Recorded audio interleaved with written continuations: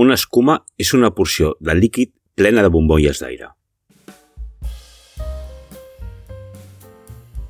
Com per exemple la nata chantilly o el merengue. Avui farem una escuma de llet, però abans us vull explicar una cosa important. La nata s'estabilitza pel greix. En canvi, el merengue i l'escuma de llet s'estabilitzen per les proteïnes. I aquest és un tema que porta a moltes confusions. Mireu aquest noi del vídeo. Està donant classes sobre com texturitzar la llet per fer un cappuccino, cafè, etc. Escolteu bé el que diu. Que esté fría y que sea entera. Si tenéis fresca, mejor. Porque tiene más grasa y se va a poder montar mejor, ¿vale? Acaba de dir que la llet sencera munta millor, perquè té greix. Repetim-ho. Que esté fría y que sea entera. Si tenéis fresca, mejor. Porque tiene más grasa y se va a poder montar. Realment la resta de la classe és molt bona i texturitza la llet d'una manera perfecta. Ara el que us vull demostrar és que la llet munta per les proteïnes i no pel greix, amb una llet desnatada que té 0% de greixos.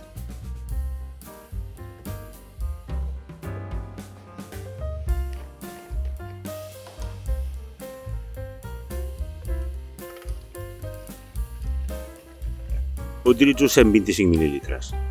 Fixeu-vos com només bolcant la llet al recipient comença a fer escuma. Això promet.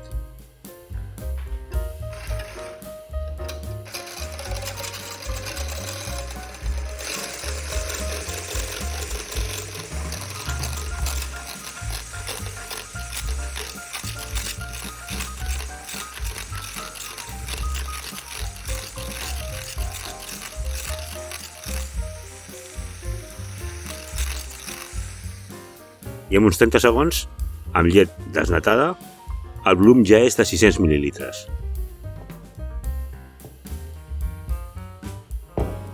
Fixeu-vos la textura que té.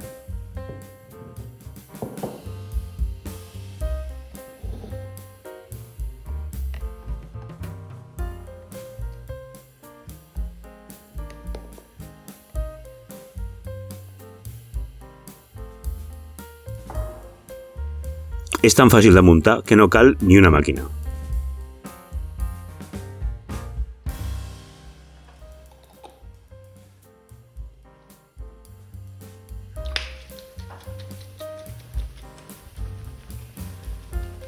També uns 30 segons.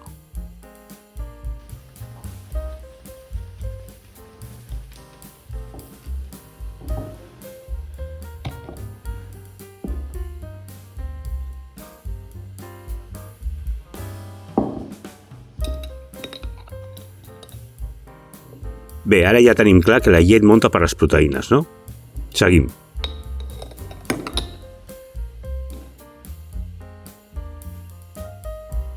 Aquest tipus d'escuma que acabem d'elaborar no ens serveix per un cappuccino. I us explico per què. Al got número 1 tenim llet normal. Al got número 2, l'escuma que acabem de muntar, amb bombolles molt grosses. I al got número 3, que és l'interessant, una llet muntada amb microbombolles. Això és el que aconsegueixen les màquines dels bars. I amb això obtenim una textura molt sedosa de la llet. Fixeu-vos com el noi del vídeo anterior no té grans bombolles a la llet. La màquina del bar l'escalfa entre 65 i 70 graus, perquè aquesta temperatura de llet allibera un 1% més de proteïnes, i això fa que sigui més estable. I els 2 cops que dona al final, i que ho haureu vist als bars infinitat de vegades, són per desfer les bombolles grosses. Tractar de fer això a casa sense les màquines dels bars és quasi impossible, però ens podem acostar. Partim d'una llet evaporada que té una textura més sedosa i el doble de proteïnes que la llet.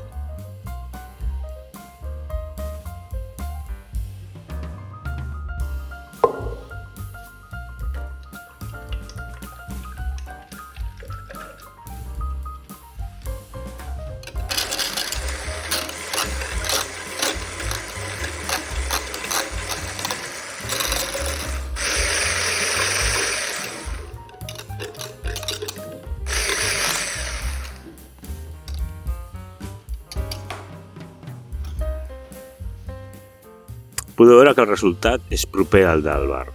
Tampoc hem muntat tant com abans. Però ara anem a fer un calent.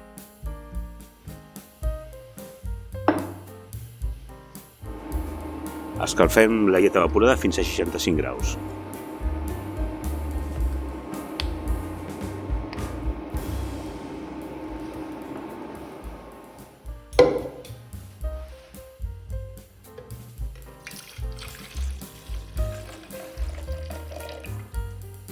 Aquí obtindrem dos tipus de textures. La part superior, que és on van les bombolles grans, i la part inferior, que és la que ens interessa, que és la que es barrejarà amb el cafè.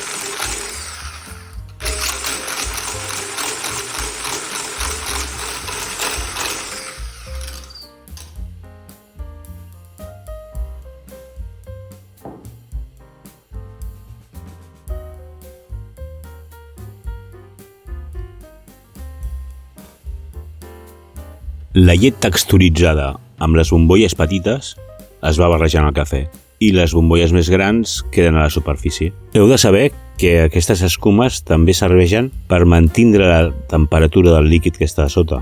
Fan de llant.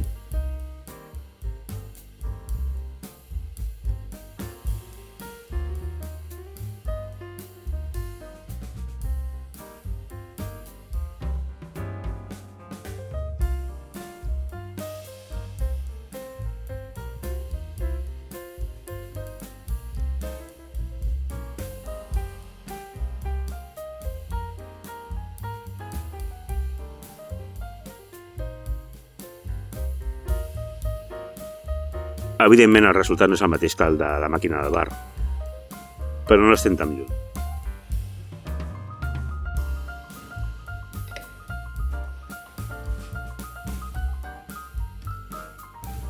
En el proper vídeo començarem una sèrie amb les nates.